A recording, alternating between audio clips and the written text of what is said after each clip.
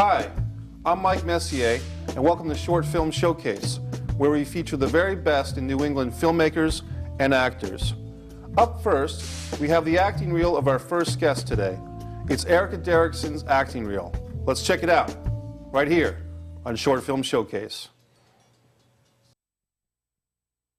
Hi.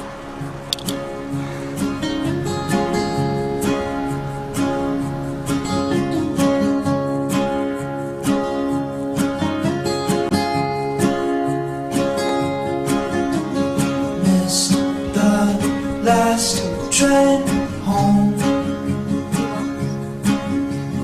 Birds pass by to tell me that I'm not alone. Well, I'm pushing myself to finish this part and handle a lot.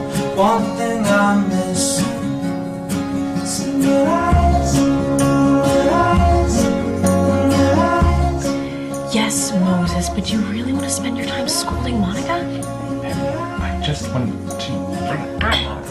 Listen, Moses, the only reason Monica's pushing you around is because you let her. I was trying to be nice. Nice does not cut it in this business. Oh my God, what just happened?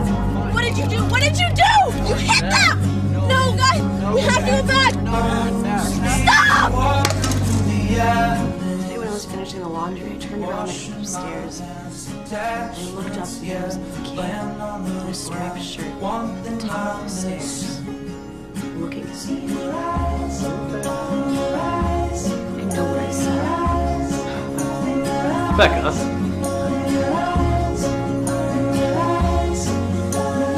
Did I ask for your opinion? I thought that's why I was here. Were you just about to compare me to Moses?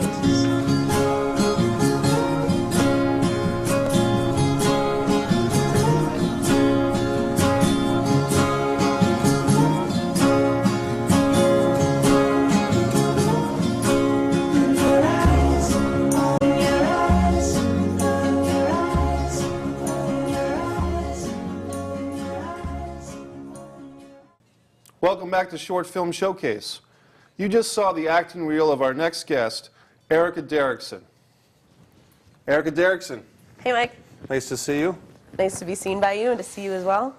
You've been a previous guest on our show where we talked a lot about your projects, about Hollywood East. On this episode, we want to get really into the heart of your acting career, what it's like to be a great actor. First question, real quick. Do you prefer actor or actress, or does it not matter? That's a good question, and I find that I go back and forth between the two. For example, when I just posted on Facebook that I was doing this interview, I said I was being interviewed about what it means to be an actor in New England. But a lot of the branding that I use for my social media is Erica D Actress. So you can find me on Twitter at Erica D Actress or on Facebook at Erica D Actress. So when I'm speaking to the general world at large, I might say actress, but when I'm speaking sort of more, I don't want to say intimately or more authentically, I would say actor. I am an actor.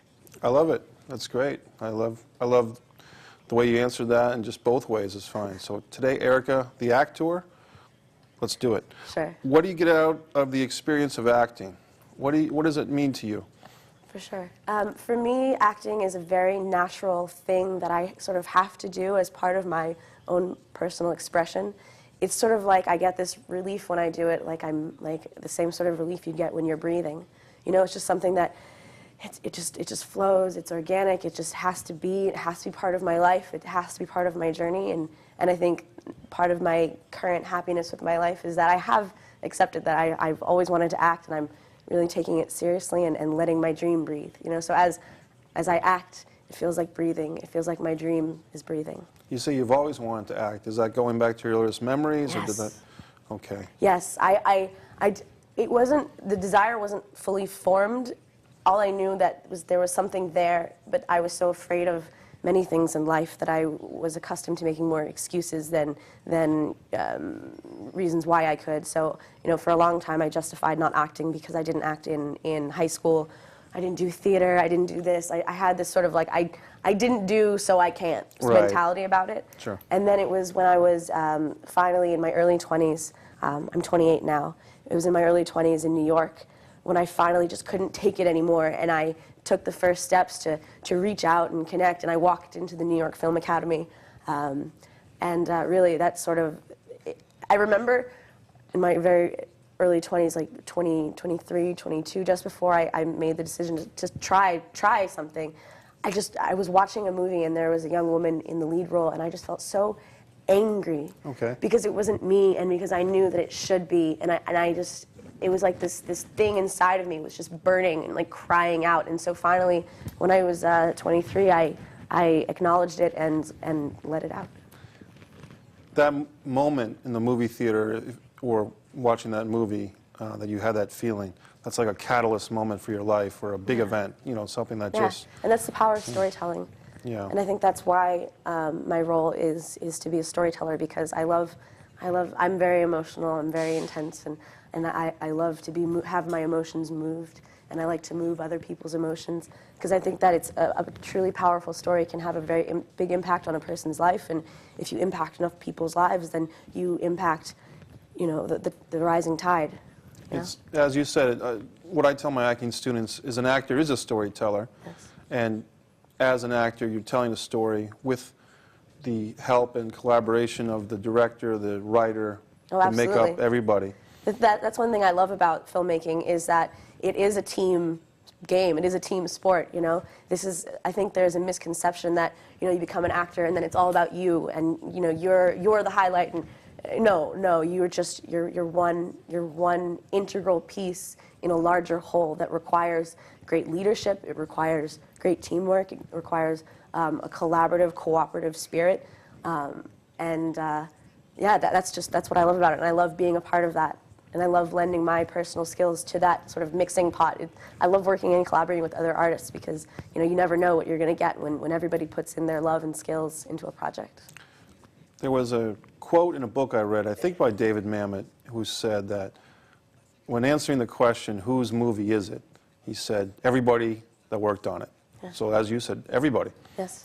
Do you see yourself in that regard maybe transitioning or evolving also into a director or producer? Is that something that's happening or going to happen for you? Great question. Yes, it is currently happening. One of the projects that I'm currently working on, actually my favorite project right now, it's called Quiet Desperation. It's a reality documentary web series that I am co-producing and co-starring in. The main character is Rob Patillo, and he's sort of like this beacon for creative people everywhere. It's really a story about what it means to make it as an artist in a 9-to-5 world in Boston. And Rob already has 4 seasons of this show under the belt, so my partner and I, Ben Maitland-Lewis, we're coming in and as sort of like a power team to help him reinvent his creative brand and his creative image in Boston. So he used to be Robbie Road Steamer, and now he's much more, he's evolving as an artist, and so now this show is about finding his place. That's great, and I'm sure that your contributions are going to just blow that well, it's up. cool because I get to be myself. I'm just playing myself in the show, and we have these great 5-minute episodes. So far, we've launched a trailer and two 5-minute episodes, and they've been received very, very well. Thousands and thousands of views already, which is pretty cool. And in this modern age, you know, whether it's a live theater performance or getting feedback from a local screening or even a national screening, critics' reviews, that audience interaction is so important. It is. It is. It is. I would rather have an engaged audience than an excessively large audience. It's so much more valuable to have, you know, fans that are commenting and really interacting and really engaging with the art, rather than just, oh yes, it has, you know, 20,000 likes, you know. Right. So I think that engagement is really key. It's what I'm interested in. Quality, not quantity. Exactly. Let me ask you this. The daily life of an actor, in this case you, what's it like? Sure. So I quit my job in April 2012. I was very unhappy. I was working as the assistant creative director at an event design company. And I was extremely unhappy, and part of my angst was that I knew that I couldn't be going to auditions. I couldn't be pursuing my acting career then.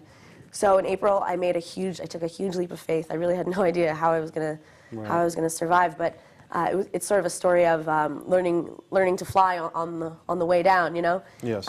So now since I quit my job, I have adopted a much more entrepreneurial lifestyle. So I don't have a paycheck to this day. and every month is a hustle. Yes. So I make my living predominantly from my photography, from headshots, which I don't think many people understand, but I do, and some graphic design projects. And I mean, I make my living off of my art, which is really great. Occasionally I'll do some like promotional gigs, like live events, things like that. But mostly it's my photography. I just opened up a photography studio in Charlestown, which is really exciting.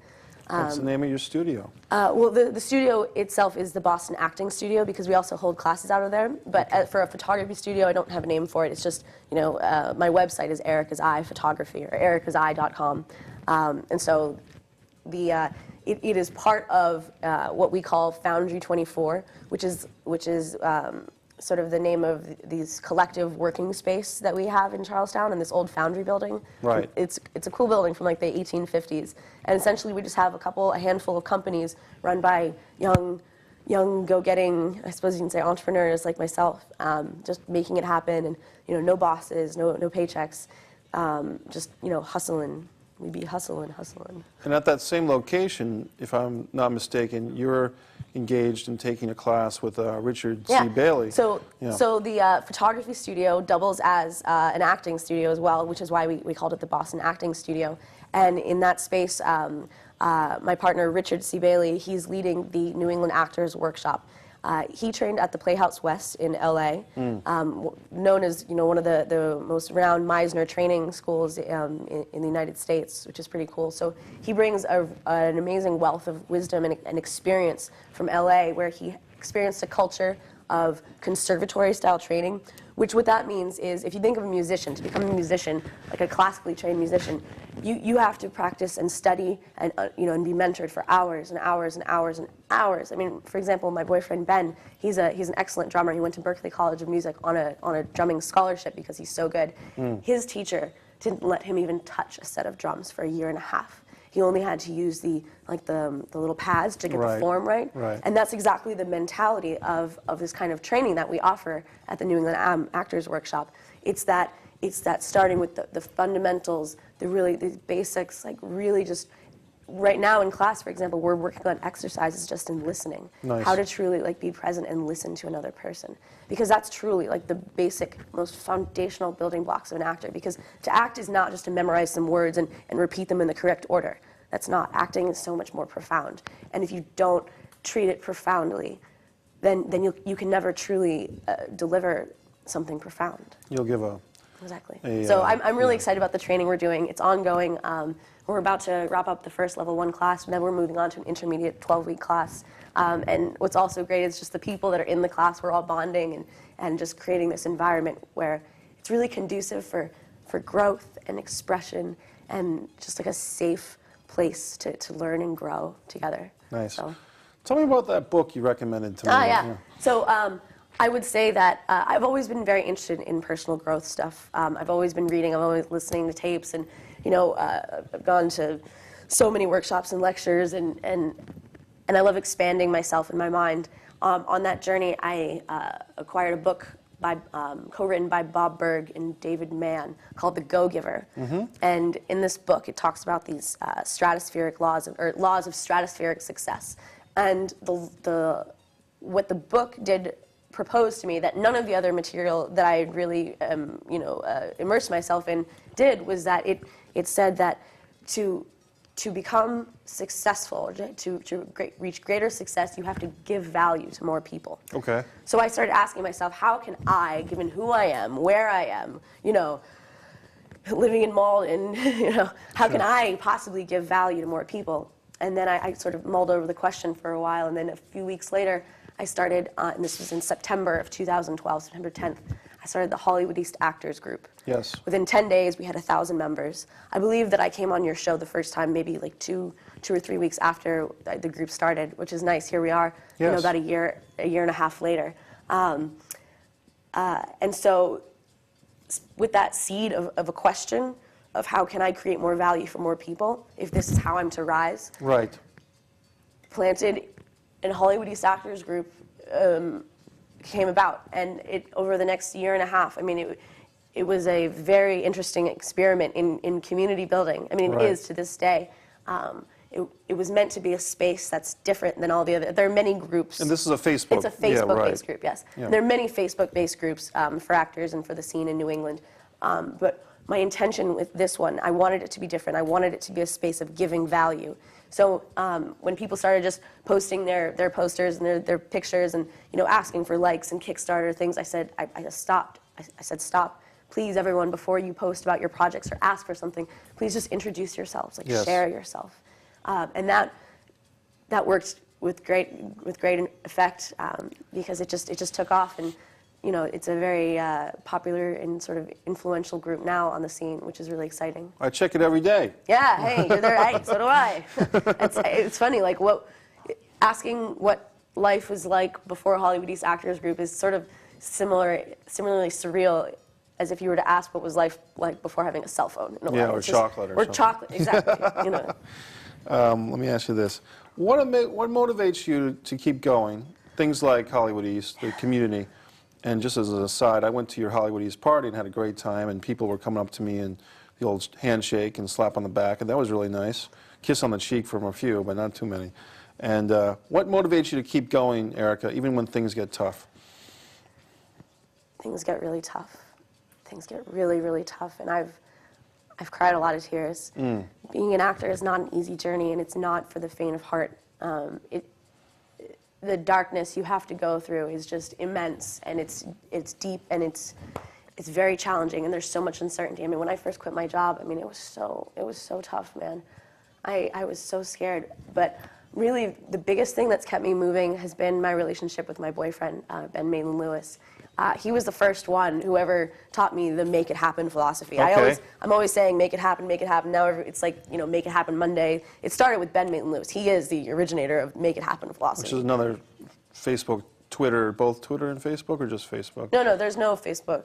Oh, Make It Happen Monday? Yeah, Alex Pyers is doing that now. That's his really cool new take on it.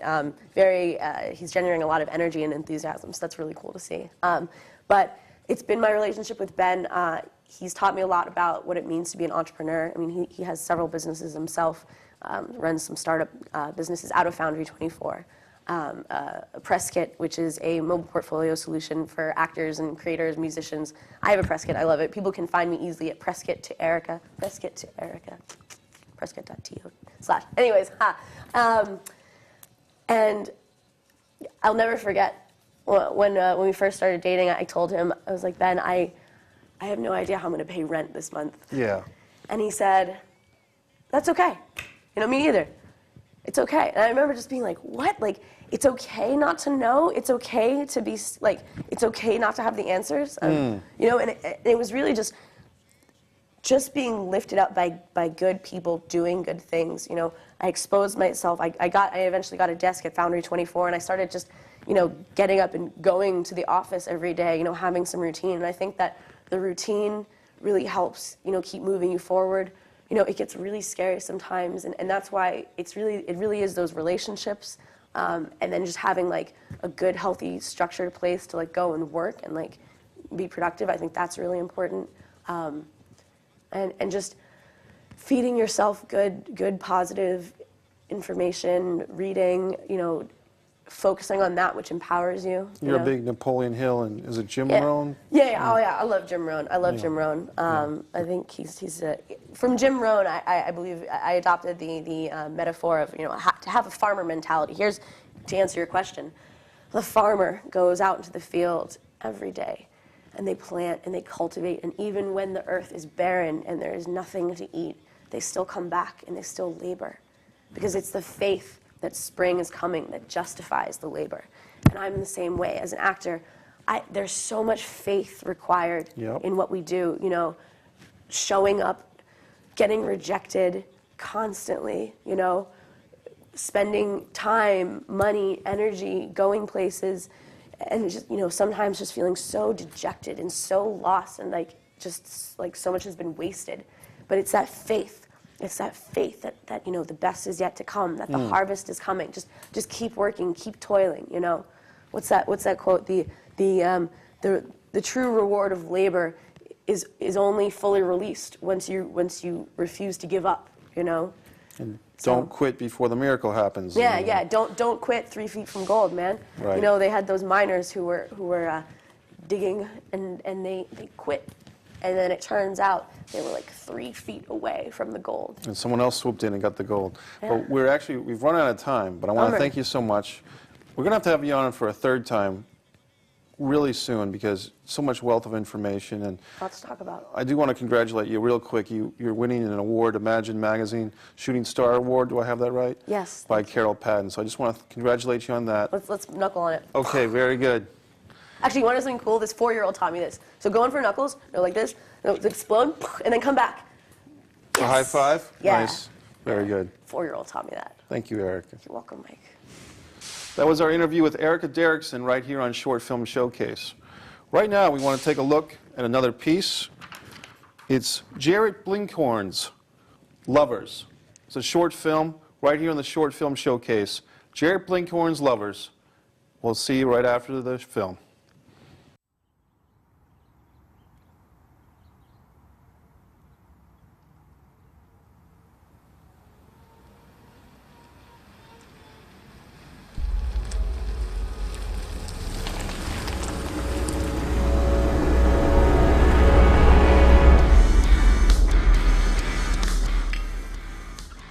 What time is it? 6:47. I don't know why we even bother. Because we've been blowing this off for way too long. Well, I'm sorry if I don't want to hear the same pity party story I've heard a million times before. He's your brother. Well, I just don't want to deal with it tonight. Well, they should be here soon. It's supposed to be 47 minutes ago. 48 minutes ago. Not tonight, please.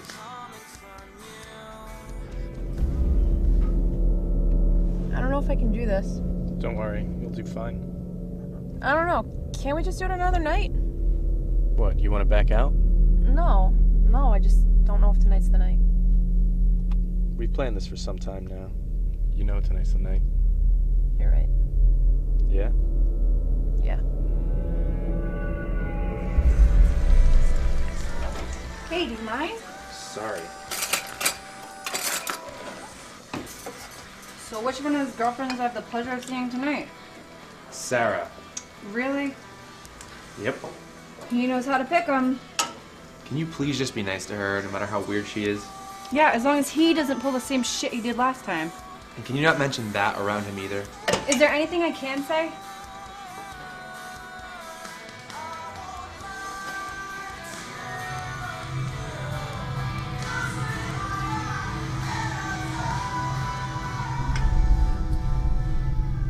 It'll be quick. In and out. Do you remember how to use this? Yeah, I think so. Just hit this button to start, and that one again to stop. You sure you're okay with this? It'll be just like last time. I hope not. Well, hopefully not exactly like last time. It'll be easier. It got a little messy before, but we did what we had to do. We'll be fine. Okay? Okay. Ready? Okay.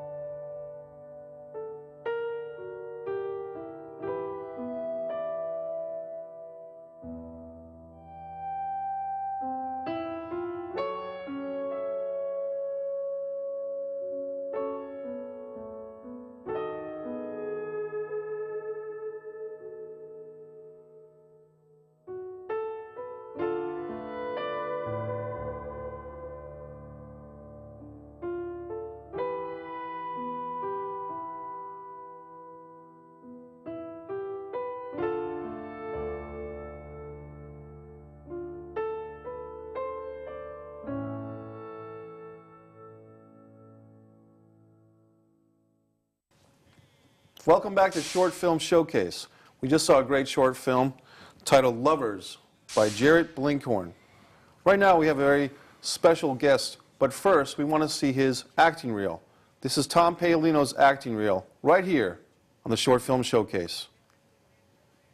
Kick my ass. We're all gonna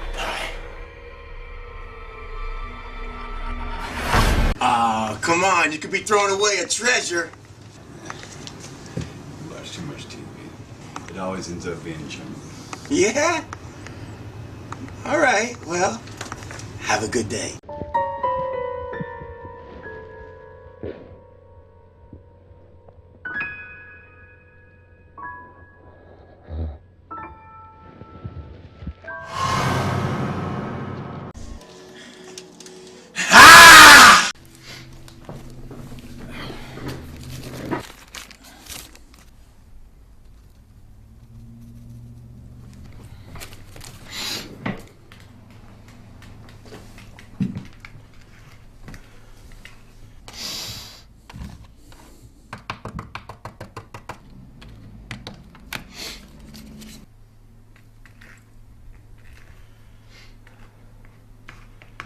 Look, I don't want to disturb you.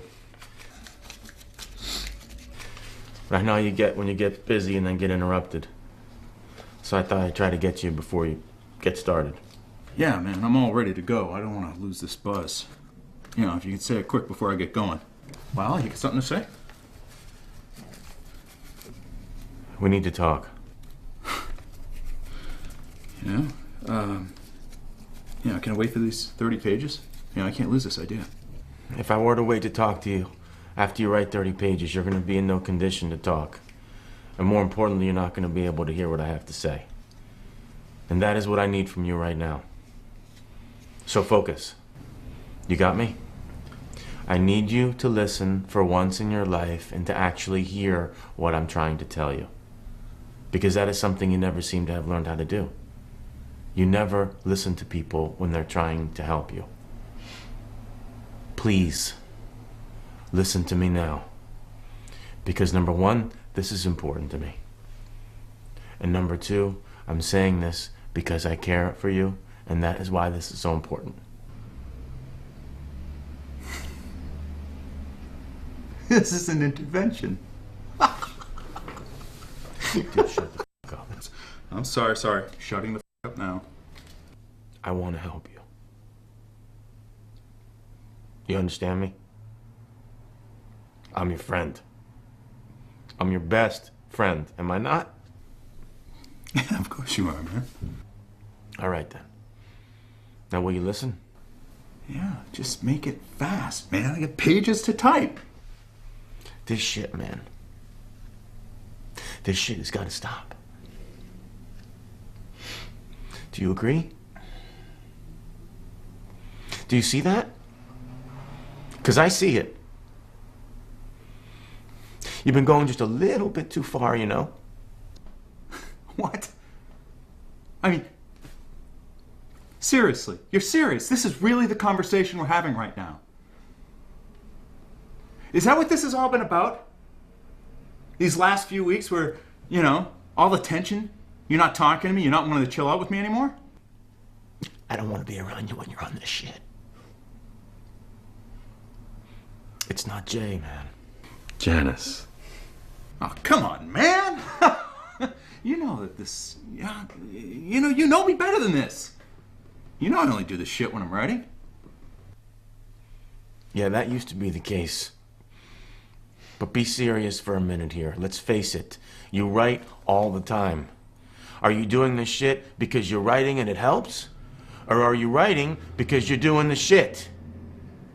And don't you even tell me that you're doing this shit because you're writing like you would want to have people believe, because we both know that that is bullshit. And if you were to quit, which one do you stop? What one can you quit? The writing or the drugs? My guess is you can't quit either one.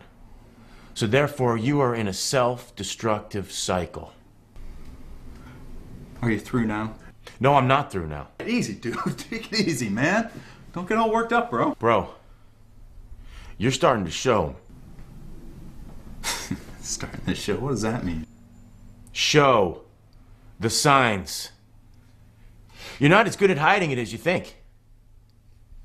And not just with me, trust me. I've always been able to tell, obviously. But I mean around other people. People are starting to talk, man.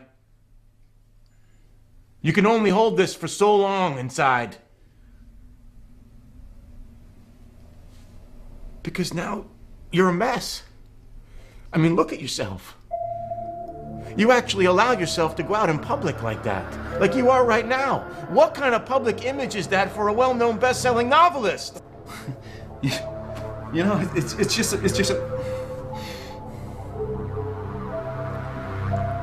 when I'm writing, right? And right now I'm writing. Let's say this really unique story, right? And I am in the zone. You know, I'm really feeling this story, and it's coming along, man. But slowly, you know. And there are some of the plot points that I'm just I can't work out, and I haven't been able to work out the ending. And you know, yeah, I'm just using this shit to see me through it, you know? You know, once it's done, once it's bought, once it's sold, you know, then I'll lay off. I swear.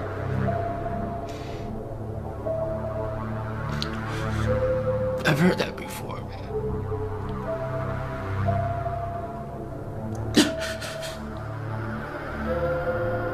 When this one is done, listen to yourself. This one and the next one, the one after that. When does it stop? It's a cycle that has no end. Don't you see? You can't keep this up like this. It isn't healthy, man.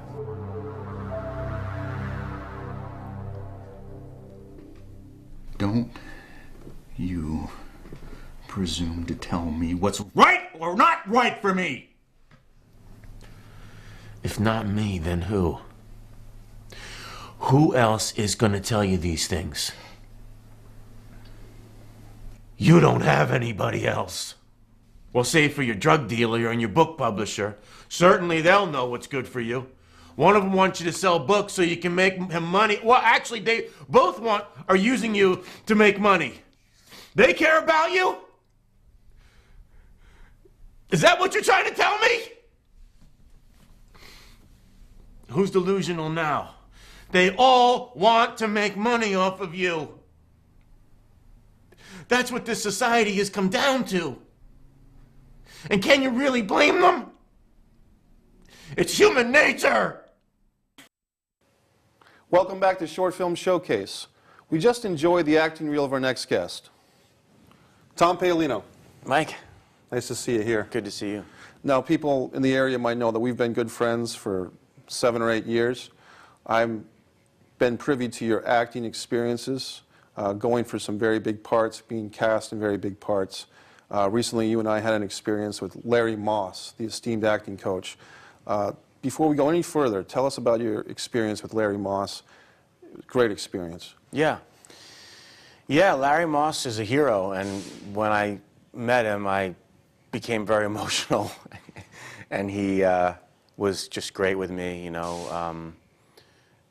It really, I mean, when you read someone's book 6 times and, you know, they've changed your life, and then you walk into their apartment, and it's just you and them for an hour, and then he directs you, I mean, that was an unforgettable day. For the folks that don't know, Larry Moss is an acting coach who's worked with Hilary Swank on her road to an Oscar. He's worked with Michael Clark Duncan on Michael Clark Duncan's road to an Oscar. And you got an experience to work with him privately, and I was a witness to it for a portion of the day, and that was just phenomenal. And then he brought out the best of you. I think you brought out the best of him too, you know, and it was just amazing to see that. And before that, years before that, you worked with another acting mentor. I don't even want to use the word coach, but a legend in acting. Who was that?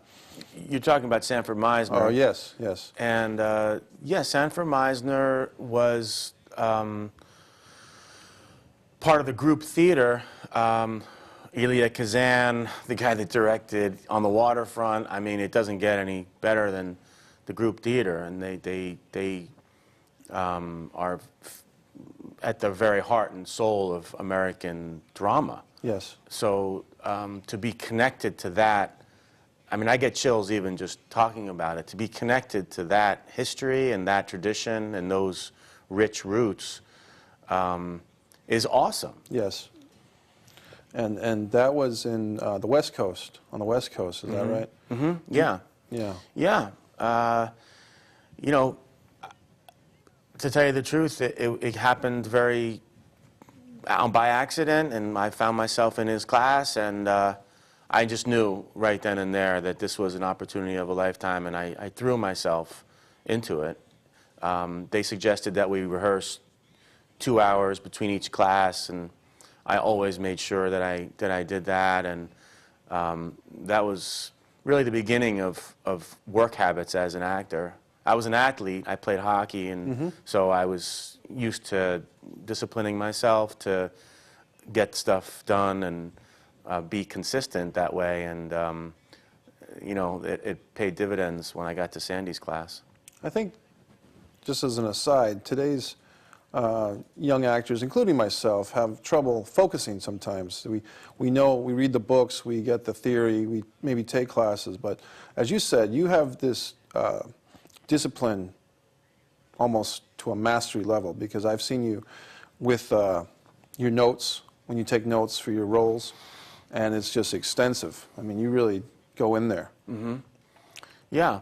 Well, acting is not different than anything else. I mean, if you talk to a lawyer or, you know, a doctor, they spend 8 hours a day plying their craft, even when they've established themselves in their industry.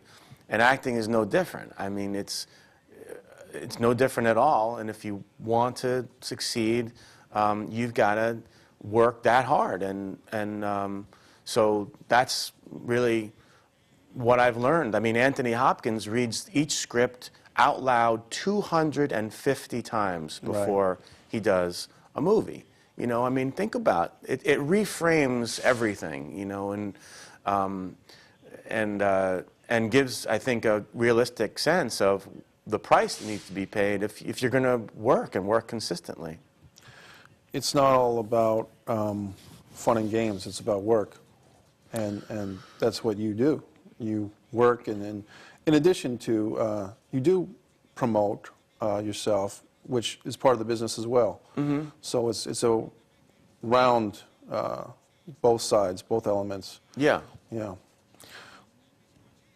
Tell us about your technique specifically, if you don't mind. Yeah. Even more than you've already said. When you apply yourself, learning from Meisner, learning from Larry Moss. Mm-hmm. If I were to give you a role that had, you know, 50, 100 lines of dialogue in a full feature film or a play, how would you approach that step by step? Well, I mean, the first thing that comes to my mind is learning my lines, and I know that may sound obvious, but you'd be surprised at the difference in a performance between an actor who has their lines cold, so that they don't have to pause even the most imperceptible pause that the audience can pick up, you know, and the actor that just, bam, they don't have to think about it at all. Right. Like, I don't have to think about my name at all. You know, and in order to get to that level of mastery, like, you know, you got to go over it way more times than I think most actors do. And what Sandy taught me is to put my attention on the other actor. And what's great about having lines so cold that I don't have to think about them at all is that I can do that. And then, like you'll see in the demo that was played, when you're available to the other actor and your focus is not on yourself, but like Sandy taught, your focus is on the other actor, you can be hit, you can be affected emotionally, and that's what Sandy taught me is, you know, you want to be wide open. You want to be vulnerable and open.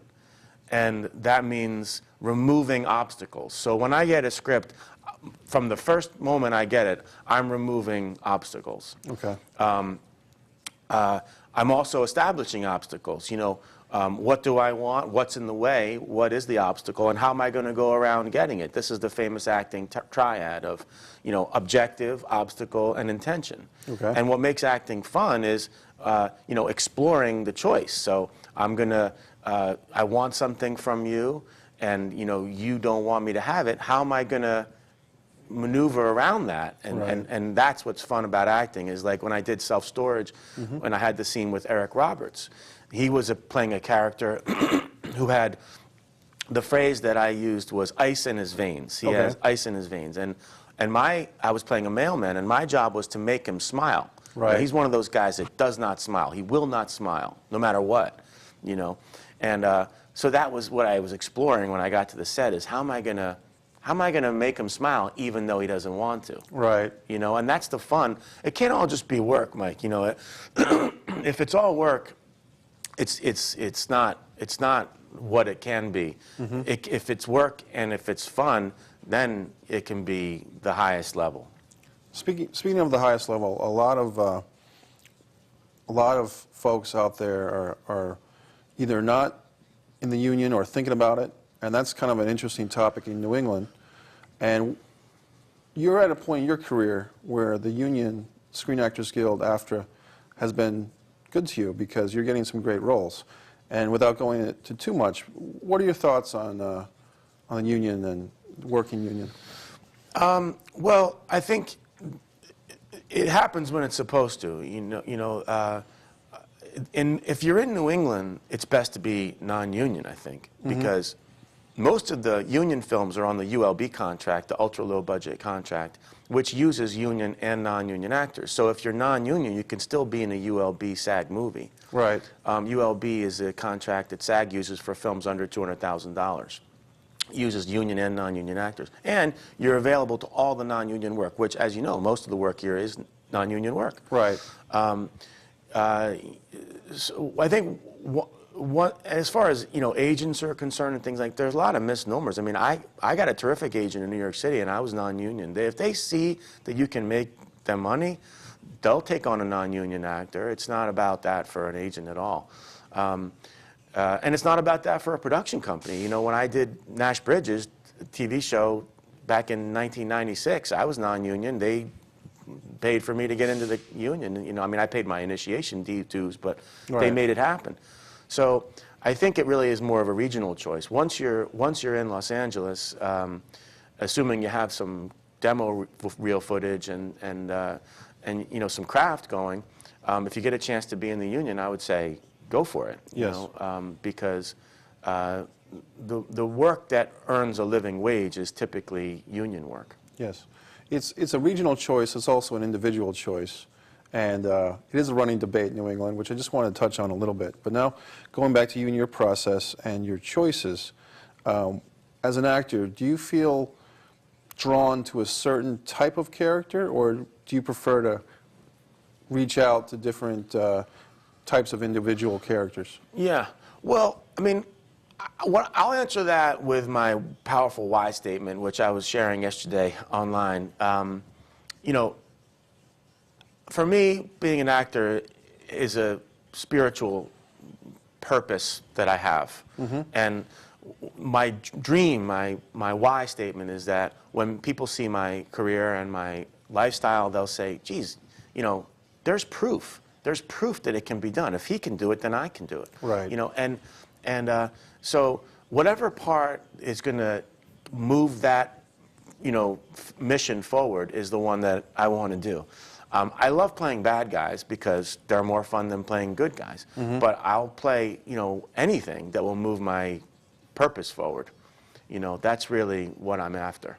And just to give the audience some background, if they're at home and they're like, well, how do we see Tom's acting? There's Army of the Damned, which is out now, but eventually it would be on their home viewing experiences. Yeah. They can watch it at home right now. They can watch Army of the Damned on demand on iTunes, tonight. And I think I have 4 or 5 on Netflix. Incubus, Infected, Self-Storage, Lucy's is on Netflix, and then they're all on iTunes and things like that.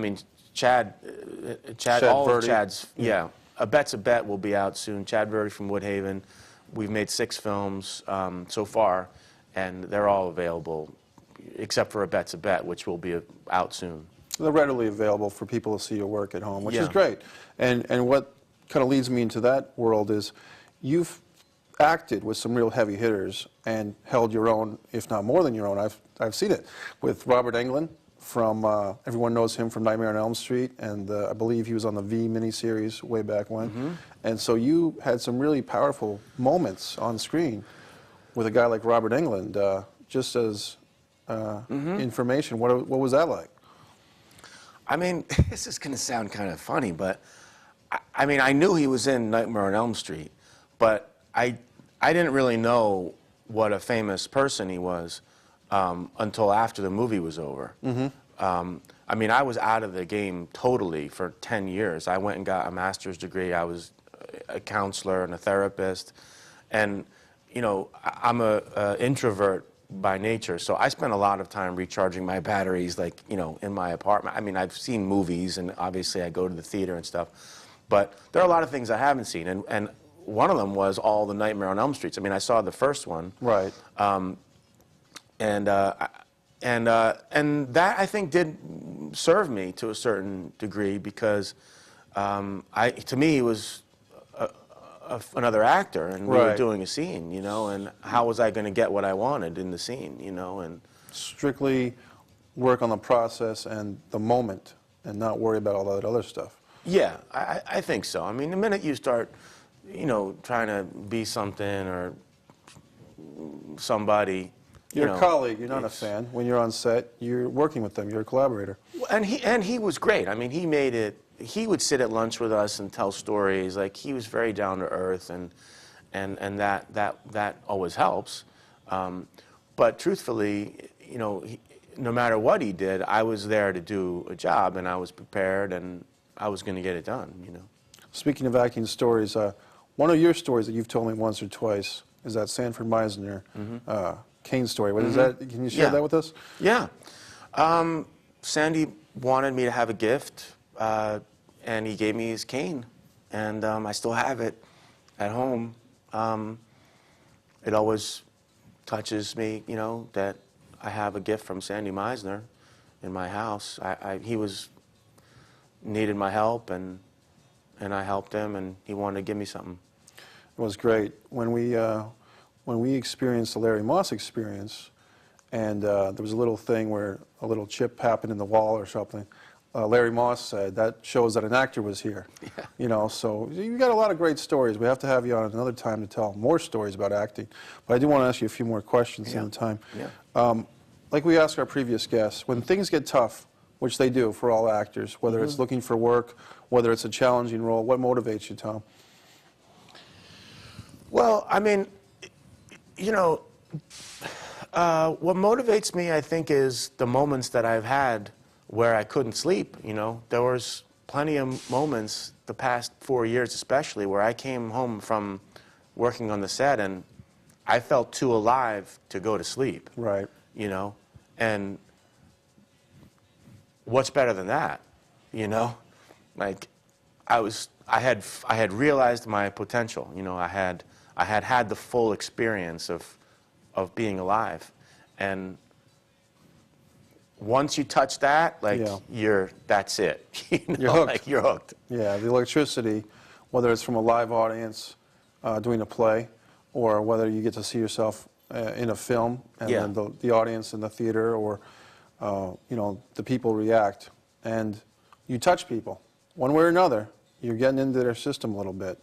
And that feels good, too. It's because of the why statement, Mike. You know, it's because I have a powerful why statement, and I'm taking the challenge of becoming a better actor. I mean, that's the one thing I control, you know, is the thrill of the challenge of becoming a better actor. Tom, we just have about 30 seconds left. I want to give you the opportunity. If there's any message you want to say to potential actors out there or artisans who, you know, because you are a motivating force for people, what would you say to them if they're trying to get going? I would say, if this is what you have to do, don't give up, no matter what. Sounds good. Tom Paolino, good to have you. Okay, buddy. You too. This has been another great episode of Short Film Showcase. We've had two great guests, Erica Derickson and Tom Paolino, two outstanding actors in New England and making strides throughout the international world of film. What I'd like to do right now is remind our potential filmmakers out there, if you've got a film in your heart, in your soul, in your system, don't just dream it, shoot it. I'm Mike Messier for Short Film Showcase. This has been another great episode of the Short Film Showcase. We want to thank you, our audience, and also our guests on this episode, Erica Derickson and Tom Paolino. For all you potential filmmakers out there, if you're just sitting around thinking, man, I'd like to get into this independent film scene, you can do it. Get together some friends, write a script, start making it happen. Because if you can dream it, shoot it. I'm Mike Messier for Short Film Showcase.